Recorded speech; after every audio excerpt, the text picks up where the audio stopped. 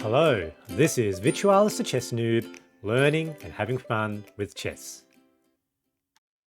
One of the most fun endings to chess is to win by checkmate with a killer pawn. And I managed it in this game.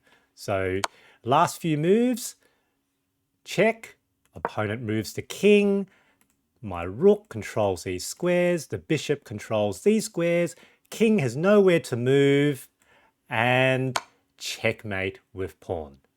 Let's have a look at the review and we'll do a quick analysis of this game.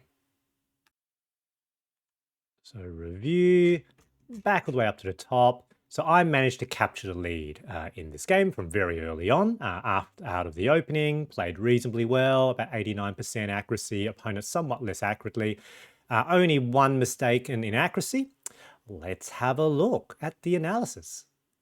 I had the black pieces in this game and my opponent led with e4, I played e5, and then they played a somewhat uncommon opening, the center games, immediately with d4, effectively gambiting that pawn. Now, I don't know very much about a center game, don't know any theory, but one of the things with the center game is that there's no problems with taking. And here the opponent captures back with queen, and of course you get to develop a knight, which forces the queen back to somewhere else. Here the queen goes to d2. And so effectively the center game allows black to win some tempo, as you can see here. Small advantage to black. Now, white did have does end up with an opportunity to potentially sort of take control of the center, deflecting effectively my e-pawn, but they really need to now try to protect that pawn. I play knight f6, so just sensible looking developing moves, putting an attack on that pawn. They bring a defender, which kind of makes sense. Here, I now develop bishop, pinning that knight to the queen. So effectively, that pawn is no longer defended again. An opponent here makes a mistake. They needed to provide another defender for that pawn, but instead, by moving the pawn forward to e5, they've lost control of the center. And you can see automatically -3. Here, given that knight is basically pinned, I now can put knight to e4, effectively forking the queen and the knight. So I am going to be winning the piece. They bring the queen to another position. That wasn't necessarily the best position, so -6. So seeing how quickly this can devolve for white, no reason not to capture the knight. They bring the bishop out, but here I can again attack the queen again. So chasing the queen around the board, forced to move the queen, no reason not to whack that bishop because that now forces the king to capture back. So king, forced to move, stuck now in the center of the board, lose the right to castle. And at this point, given that I'm a piece up, my goal is just to play conservatively, try to force some balanced piece trades, and force towards an endgame, and I should be able to win the endgame. And that's basically what I do. So queen facing that pawn, so short castles, provide defense for that pawn. Bishop d3. I now push d6, allowing sort of the diagonal for my bishop to develop. If they capture, that's fine. I can develop the queen. They capture a pawn there, but it's not a Greek gift. There is no Greek gift here, so that just allows me to capture another piece.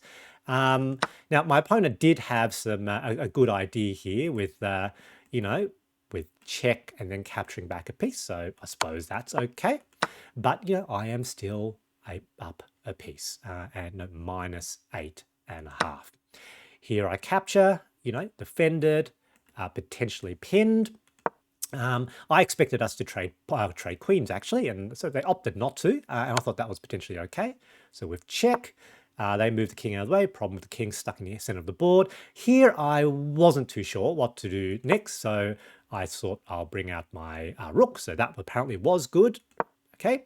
And, counterattack the queen. And here I thought, look, even if we have to trade queens, I'm probably okay. Now here, I probably should have allowed myself to develop another piece. However, I sort of, wasn't too sure now. And I thought, look, let's just trade pieces. and I thought this was okay. And so we both end up with these doubled pawns on the f-file. This I didn't think was really a problem because I could just move my king out of the way. There we go, out of the way. And I am up a piece. I have an extra bishop. They still have the rooks. Otherwise, the pawns are fairly balanced. I thought that wasn't a problem as long as my king is there. Let's try to trade rooks. Whack. Trade the next one. Oh, no, they moved out of the way. That does make sense. I decided to move, obviously move the bishop out of the way. And now really trying to capture some of those pawns. So this pawn is a passed pawn, but it's isolated. I felt I could probably be able to capture that. Opponent really doesn't have an opportunity to protect. And the king is trying to escort these pawns. But look, 3 on 3. I've got a bishop there. I just can't see it working. There we go, captured. And now move my bishop out of the way, attacking the rook. They sort of counterattack. I thought, yeah, that's cool.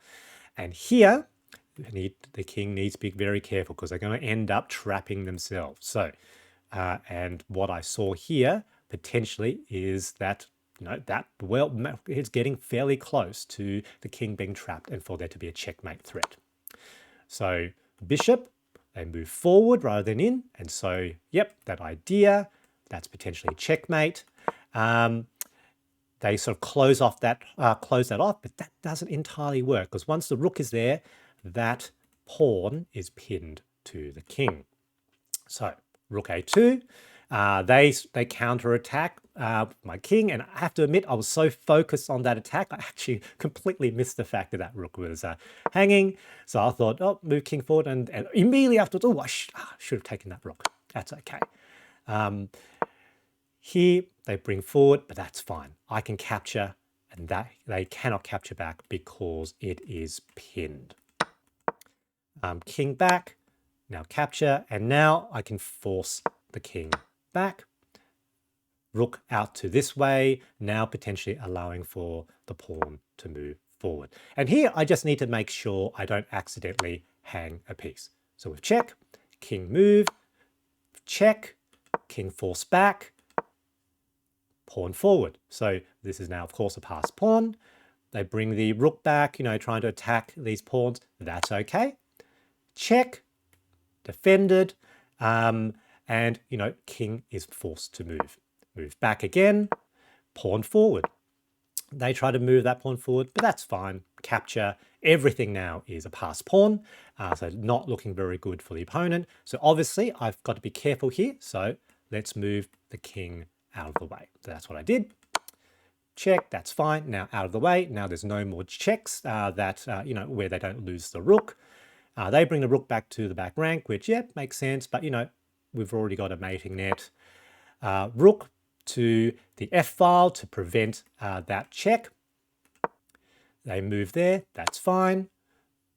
With check, the king now moves here, and remember, all blocked up, last move, checkmate.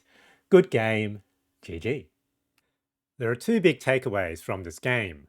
1, the center game gives an advantage to black, so you need to learn some theory if playing it as white.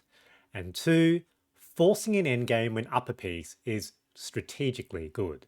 I hope you enjoyed this video, and thanks for watching.